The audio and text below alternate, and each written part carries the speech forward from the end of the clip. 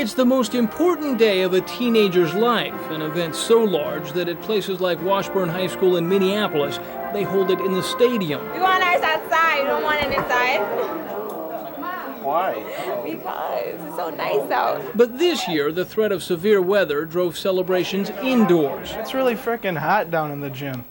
Kind of a waste of time to be down there. I think it's too bad, but we can't control it, and it just happens, and there's nothing you can do about it. It's frustrating, just because it's our graduation, and it's not what we planned, not what I pictured it being like. So I think I'd rather have it outside much better so everybody could see us, and I guess that's about it. The gym was hot, and the size meant there was only room for 3 guests per student. So the school set up a feed in this auditorium, where you could see what was happening, but you couldn't quite hear it. Just kind of disappointed I had to watch it on TV like I was at home. It's very hot. While it may have felt like 2001 degrees in the gym, there is still something very cool about completing your high school education. At least I'm graduating and I'm happy. Dean Staley, Eyewitness News.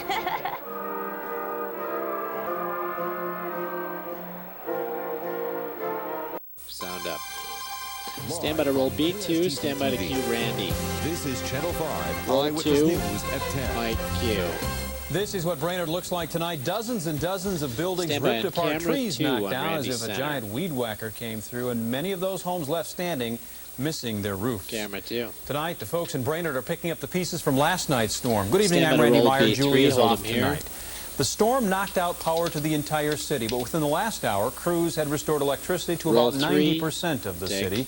When you see the Copper 5, it's hard to believe that no one Next was we'll split seriously with camera injured. 2 and But the Sat losses people 35. suffered are massive. Homes destroyed, you. farms wiped out. This Ready farm and belonged split. to a man who's lived there all his life. Take split with 2. Eyewitness News reporter Dean Staley talked to that farmer tonight and is live in Brainard with his Thanks, story. Brian. Dean? Dean. Well, Randy, right now you are looking at what is left of the McKay family's dairy farm. Most of the buildings on this property demolished. And tonight the McKays are like dozens Stand of by to families roll here 4. in Brainard What happened recovering before? from the storm. Roll 4 and go.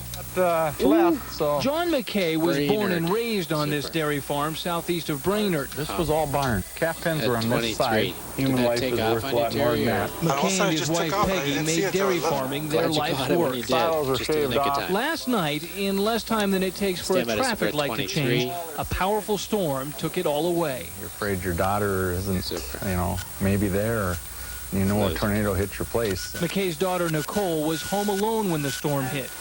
She ran to the Ready at basement as the 36. storm passed over. It was really scary, because Super. I've lived here my whole life, and there's a lot of memories and stuff up there, and I don't know, just feel like it's all gone. The McKays had Ooh, 50 dead milk cows. cows. 38 of them were killed or so badly injured they had to be put down. I'm trying to save her, but Aw. This one is still holding on. give her all the chance she can. Give her a little water tonight. Pepper, their herd dog, is still trying to it. In all, the storm killed 38 cows, destroyed 2 silos, and crushed 4 barns. But the storm did not destroy the McKays' humor Well, we get to go to Disney World. or their That's the hope. main You can thing. always Stand by be at Sat rebuilt. You can always 35. put up a new building. It's, for the family to be safe and nobody got hurt. That's the main thing. Sat like you. Dean will all be of here the- soon. Hang For on. all of the destruction here on the McKay's False start. dairy farm, their home was the only building left standing. And the McKays have told me that since they lost dairy Camera cows, they're 2 going to on get Randy, out go of to the 2 dairy full. business. They're going to continue to raise crops on their 261 acres here. They also told me that they're hoping very soon to take a little vacation and get away from all this. Randy? Take split All 2, right, Dean ready Staley 2 in full. Brainard for us. Thank you, Dean. Take So two, when ready. will Eyewitness News reporter Bob McNaney Stand is by, live Bob. tonight for us in Siren to start off our team coverage. Bob? Take live. Here's the reality is they made good Stand by to roll progress 4, today. sound full. Unfortunately, this is going to take months and months to clean up. What you're looking at is the Yeah. debris from a home, and it's, well, debris to us, but the people who live here, there are treasures in here, and that's some of the things that the volunteers are looking for. Besides all the metal and trees that they want to get rid of, they need to pick up things.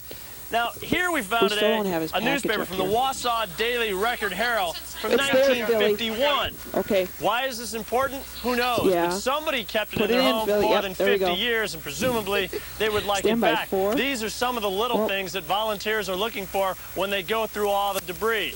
And in reality tonight, there are volunteers in this town than people who live here. Row 4 takes sound. Nice catch, Billy. Siren, Wisconsin doesn't normally see traffic jams, but nothing is normal around here right now. How many chainsaw guys we got here? Hundreds of volunteers are helping clean up the mess this tornado left behind. We'll get all this stuff cleaned up. 150 scouts from all across the country gave up a day at a nearby camp for a day of picking up. You gotta do a good turn daily, and do have to clean up and start over again. This is great. This is great.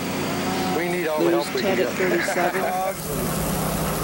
It's not just heavy lifting, which is helping. We're just donating the food and whatever we can do for the community while everybody's working. So. Tornado victims grow tired, and eventually the shock turns to exhaustion. That's when fresh faces of strangers is as welcome as a visit from family. It blows me away. I mean, we've got more people here helping than what we've got in the community. So you just gotta thank God everybody was there for everybody. Does Q-Bob. And they still are here tonight. You can see people in that corner getting ready to go through some more of the debris and save what they can for people. And a lot of the people up here don't have any connections to this town. They started at dawn this morning. They're going to keep the volunteers in town to about 6 o'clock tonight. After that, they're going to stop letting people come in because there is still an 8 o'clock curfew tonight. There's just so much stuff down. They just don't want people in this town if they can help it during nightfall. So where were you when the tornado happened? A 6-year-old's phone call. Josh helping to clean up his family's home. You got bits and pieces everywhere. It almost looks normal here right now. That's how messed up things are. Cleanup is described as hitting full stride by crews. Volunteers are still needed for the weekend. We're finding a few things. People like Jill Glover are tired and emotionally drained. Yep, oops, broom broke. But thankful for all the help she's getting. And hopefully we can take a lot of this stuff, you know, the clothes and the books and things like that, kids' toys and beds, and that's what we lost, but we actually didn't lose that much since we still have our family. Eyewitness News reporter Bob McNaney joins us live from Granite Falls with more. Bob? Well, Julie, I can assure you there are no smiles in this town tonight. I just talked to the mayor. He's walking through the parking lot. He's tired, as is everybody else around here. You can see the water behind me. It is just darn right violence. What's happening across the way, you can probably hear it and you can certainly see it. Those are bulldozers trying to raise a dike. The bottom line out here is that people are working hard. The river up the crest is still a couple of days away, and people are getting tired. Mother Nature's pretty strong. It's nothing to mess with. Mother Nature has saved the heaviest rain of this day for tonight. 3 days of it, yeah, it does start to get tired. You tend to get tired a little quicker. You have a lot of stamina when you start, but when you sit down, you realize how tired you are. Tonight, several hundred people finally took some time to sit down and warm up at this church. Moving through, apparently 200 or 300 an hour, and they said about 3,000 today. Sandwiches. Sandwiches. It's amazing what people can do.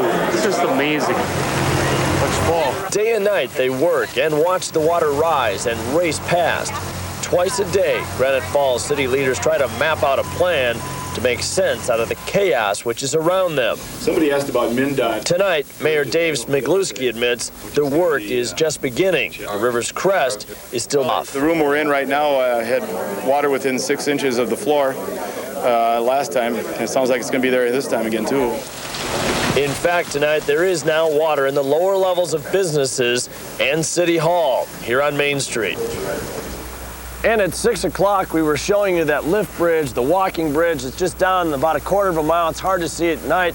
And the water was several feet below it. Well, in the last half hour, the water has now come over it in places. That's a good indication how fast the Minnesota River is rising. And again, today was a nasty, cold, wet, windy day. Temperatures tonight are in the 30s out here. It's windy. They're still sandbagging. It is just not a pleasant job, but these people are hanging tough. And I'm sure you're not the only one losing your voice there tonight, Bob. It's definitely catch a cold weather, yeah. All right. Thanks so much, Bob. We appreciate it. As well. Let's bring in reporter Bob McNaney now in Granite Falls along the rising Minnesota River. Bob? Well, Randy, I just came out of a meeting in City Hall, and the good news here, at least, is if they don't get any more rain, the flood levels will be about a foot below 97. Across the river, you see the National Guard working on that dike. For the last couple of months, Eyewitness News has stayed in touch with a business owner and a homeowner right along the river here. Unfortunately, both today have some problems on their hands. We can watch and see it come up. Hopefully we won't, but... That was Maureen Krogstad in February. I don't know, it's just getting scarier all the time. Maureen today as the dike goes up, and she fears she could lose her home for the second time since 97. I just have a feeling we're going to be evacuated. You know, that down here they say the water's starting to come up. That's the lower level of Bob Ladner's hardware store today. Back in February, he was hoping all of this would stay dry. No such luck. I like the river. I enjoy the river. It's been our, it's our heritage here, but it certainly seems to have changed its attitude in the last 15 or 20 years, and gets to be a lot more difficult to deal with. How about this for a slap in the face? That levee over there, the new dike that they just built, well, there's a water main break under it right now, and they can't fix it, because if they'd fix the pipe, fix the main, they'd have to tear out the dike and it would flood the neighborhood. So all of those people over there, a couple of hundred homes in all, well, they look out their front door and they see all this water, they turn on their faucets, bone dry. It's probably going to be that way for at least several days. Randy? Irony involved in that, Bob. Thank you very much. Stay with Sunday. Channel 5's Bob McNaney is live in Granite Falls to tell us how. We hope we'll get you on the get you started on the road to recovery. The SBA checks come just 9 days after the tornado. It's a start. For Doug Joplack, this $10,000 means getting started on rebuilding. It's kind of hard to wrap your head around the whole deal, you know. The tornado tore off his roof, snapped trees, blew windows. It also demolished his garage and a 40 by 80 foot shed. Next we rebuild, apparently, or hopefully, I don't know. We need the final verdict from the insurance company. I did have it nice before. His mother, Eleanor, was the only one home when the storm hit. The home is uninhabitable. Wow. That's wonderful. This check is a federal loan at 4% interest to be paid back over years.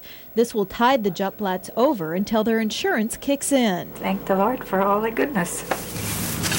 In Siren, cleanup is about 70% done. Many more families here will also be getting loans.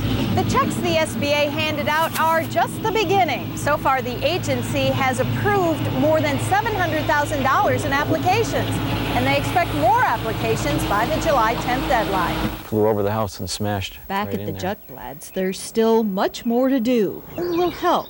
This first check is only part of the loan. You kind of take it one day at a time, I guess. In rural Siren, Sarah Jarvis, Eyewitness News.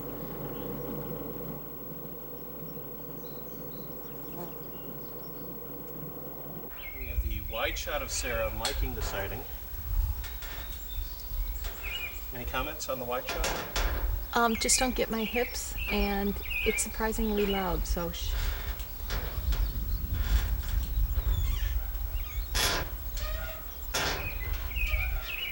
the guy's gonna think we're nuts.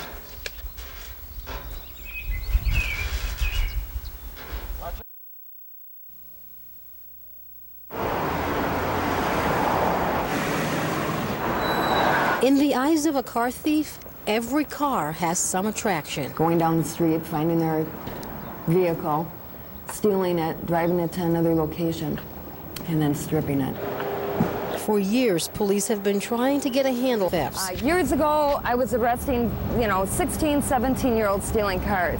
Now I'm arresting 10, 11, and 12-year-olds. Officer Sue Drutchman is the department's finest when it comes to recovering stolen cars and catching thieves. What I do is I'm given a hot sheet of the 15 most current stolen vehicles in St. Paul. I just read through the numbers probably 4 or 5 times, and then the numbers stick with me. Then she looks at every license plate that goes by her. And all of a sudden I'll go, wait a minute. And checks the list to verify it. She says these thieves steal because they have somewhere to go, and auto owners help them by leaving their cars unlocked. Other crooks steal for parts. Either way, bandits have the upper hand because owners don't realize their cars are gone. Squad 175, where was that last vehicle? 575 Mount Career Boulevard. The owner didn't even know the car was missing. Definitely a stolen vehicle. Now stereo is gone, and so are the speakers. There's no witnesses, there's no evidence. This is just an insurance report. And the owner will be notified that we've got your stolen vehicle. Some cars we never recover.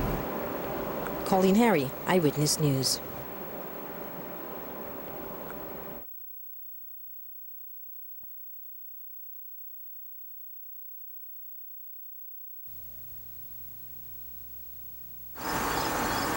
This modest town, Walnut Grove, Minnesota, is the home of a champion. A table full of national and state trophies celebrate the skill of a competitor who is becoming increasingly harder to beat.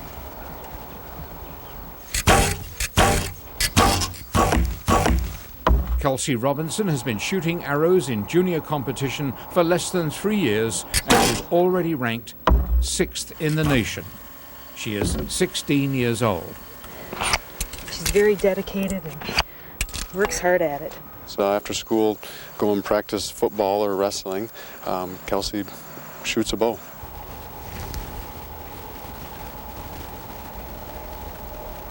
Kelsey took up archery after learning to shoot a compound bow with her father.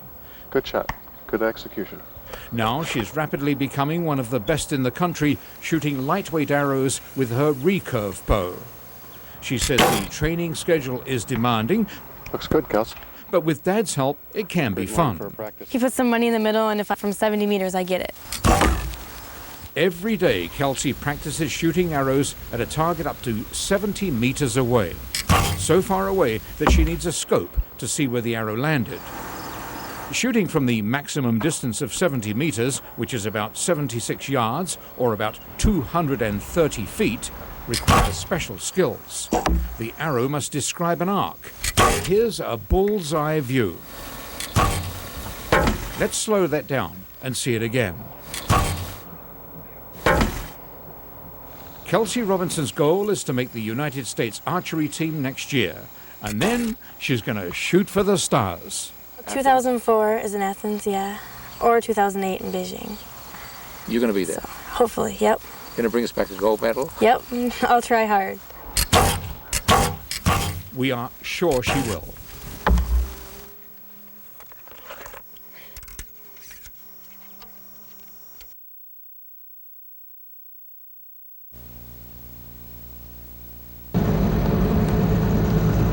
When writer and amateur sailor Marlon Bree set out in his little boat Persistence on the 4th of July 1999, he had no clue that the strange and eerily calm weather was about to change.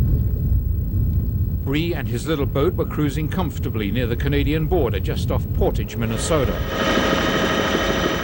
A few miles due west, campers in the Boundary Waters Canoe Area Wilderness were lucky to survive a record-breaking straight-line windstorm. Over 750,000 acres, uncountable numbers of trees were flattened. It was the storm of the century, and it was headed straight for Marlon Bree. All of a sudden I heard Mayday, Mayday, Mayday. Sailboat overturned. 3 people in the water. I thought, what is going on? A few minutes later, he knew. And all of a sudden, with a howl, this beast came across the mountains, hit the sailboat. Only 20 minutes from his boat nearly capsized, and Marlon Bree was fighting for his life. All of a sudden, it went over, and I just felt for a minute like it was going over all the way. It was an awesome experience, just awful. I later learned that the winds had been clocked at 100 to 110 miles an hour, and that I was in the main area of the blast. Marlon Bree and his boat Persistence survived a freak storm that had, as its only warning, a strange colored cloud. It was known as storm because it was an eerie emerald green. And that was the inspiration for a book that Marlon Bree has written about his experience on Lake Superior that day. We survived a storm. He's 68 now, older and wiser, and determined to keep on sailing. There are no real age limits to it, so we'll just keep right on going here. From Lake Superior, this is Jason Davis reporting.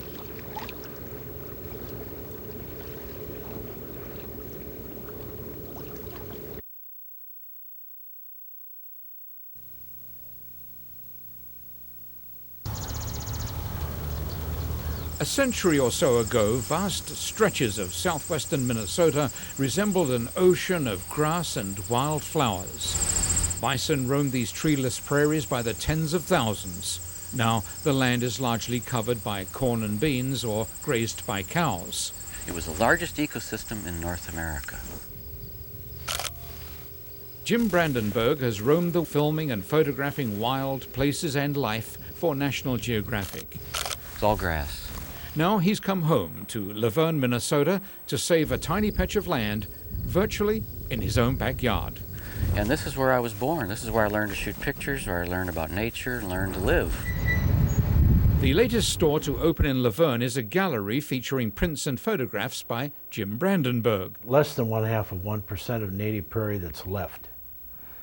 We feel it's kind of our goal and our mission in life to increase that percentage. And then you can see Laverne. It's hoped that starting with this recently purchased 350 acres, the Brandenberg Prairie Foundation can restore parts of this region to its former glory. I think it's therapy for us to take a piece of ground that didn't seem to have much use, and we've come full circle. Now to me it's a prize jewel. A Brandenberg-designed poster has been printed by the Fish and Wildlife Service for sale throughout the country. All proceeds will go towards prairie restoration in Minnesota and northern Iowa. And one day, instead of just looking at photographs and prints, people will be able to come here to this rocky hill and see the real thing.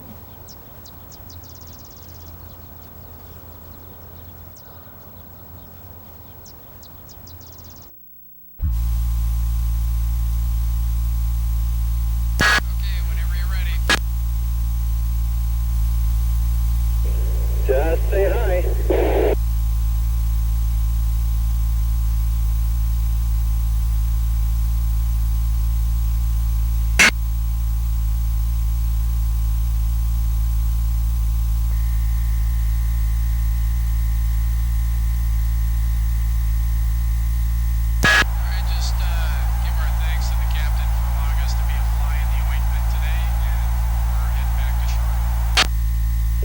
Thanks, guys. Loved it, by the way, and I'm sure it's going to look great.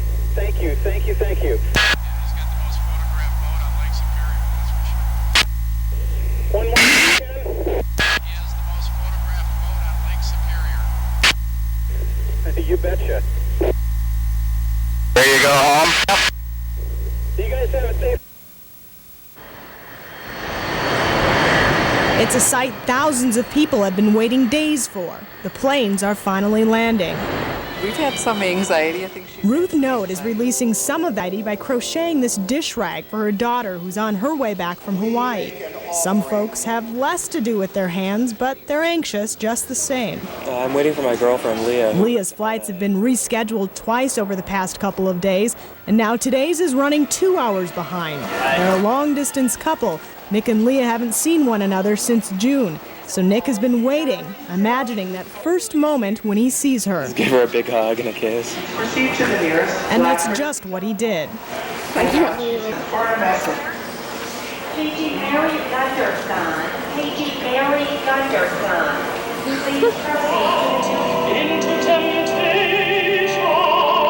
As they reunite, others still wait. We make an offering. And as they do, words from this afternoon's National Prayer Service fill the halls at the airport. Serving and ministering at this time. There's Grandma. There are a lot of smiles.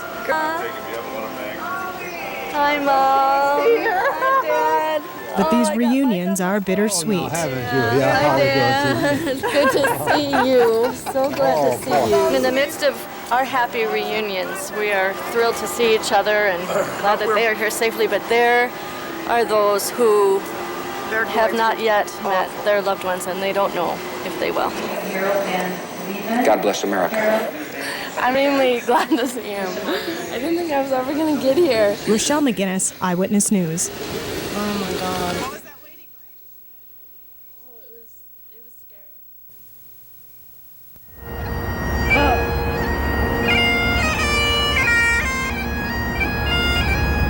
We gather this morning to remember fallen firefighters from the city of New York. We mourn for the fire's lives that were lost, for the emergency response personnel that were lost, for our law enforcement brothers and sisters whose lives were lost. And when New York and FEMA calls, we will be sending our firefighters. We will be out there and we will help. These heroic acts of selfless duty will never be forgotten, nor will the families that they've left behind. As we continue our duties here, it is right and good that we gather this morning to pause in the midst of this day, to pray and to reflect and to remember. In the rising of the sun and in its going down, God bless America. Let's help each other through this. We can mourn together.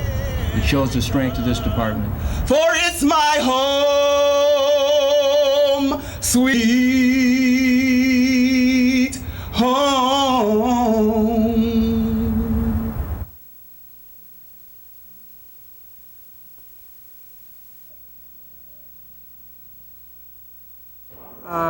Two, you said? Nothing worse than being hungry. We're on about a 10-minute wait. And having to wait. Two? Nobody minded today. It's the 1-month anniversary of the September 11th attacks. Almost 7,600 restaurants nationwide for one reason. Dying for America. A fundraiser with a simple goal. All the profits for lunch and dinner today go to the American Red Cross. The Red Cross Disaster Relief Fund.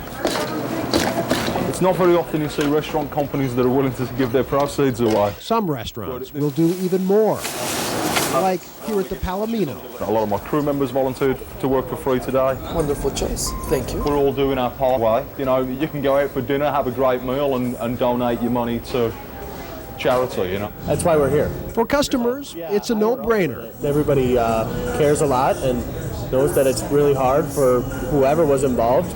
What a better cause than this? It's important to show our support for America and the Relief Fund. Some places, like Dixie's, have been saving since September 11th. We're going to be between $15,000 and $20,000.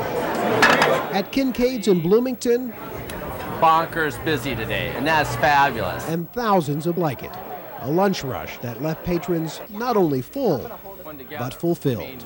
Everyone is so united in this cause to help other people. And I mean, this is just unbelievable. John Barr. Show our support for America. Eyewitness News. See the flag here in the bar, and nice to see all the people here too. While some legislators are playing the blame game over how this happened, others are instead focusing on what happened. It's a case where everything will be laid out on the table. So here's the table, and here are some of the things legislators may consider. For example, you already pay sales tax on stuff like M&Ms, but they could raise that sales tax. You don't currently pay sales tax on things like car repairs. The governor has said he thinks you should pay tax on things like that. And haircuts. Housing, that property tax reduction you just got in the mail, well, they could take that back or even raise those taxes higher than they were. All that money you make, well, you may be giving more of that to the state. If legislators decide to raise the income tax, a big chunk of the state budget goes to education, so it could go down in the history books as K-12 spending cuts. State workers may need the help wanted ads if legislators decide to look at layoffs as a way to cut. Well, many legislators can't agree, at least right now, on whether it would be increased revenue through taxes or decreased spending through cuts. Most can agree. Coming up with nearly $2 billion is not going to be easy or pain-free. In St. Paul, Kristen Steiner, Eyewitness News.